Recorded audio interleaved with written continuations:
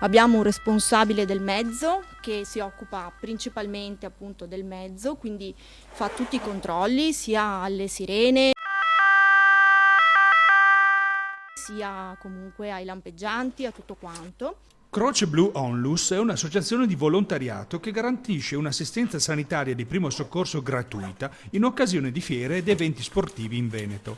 Da 5 anni ha la sua base operativa a Bovolenta, ma recentemente proprio sulla sede è esplosa una vivace controversia con Anna Pittarello, proprio il sindaco di Bovolenta. Nella sede qui dietro a me, praticamente il sindaco vuole far entrare altre associazioni non sanitarie come ad esempio l'Avis o altre associazioni pronte all'intervento come la Protezione Civile, e la sede, avendo farmaci, quantomeno comunque materiale pericoloso, diventa un rischio sia per gli altri volontari sia per noi in caso di necessità di ripristinare il mezzo in breve tempo dal materiale utilizzato in caso di soccorso. Il primo cittadino sembra essere diventato intransigente di non voler nemmeno più incontrare il responsabile della Onlus. L'associazione invece, che ha investito 40.000 euro per la messa a norma dello stabile, ha una proposta da sottoporre. Noi abbiamo dato la piena disponibilità a restaurare a spese totali di Croce Blu Veneto un eventuale locale, designato ovviamente dal sindaco Anna Pittarello, per le altre associazioni. I volontari, che sarebbero costretti ad abbandonare la loro sede,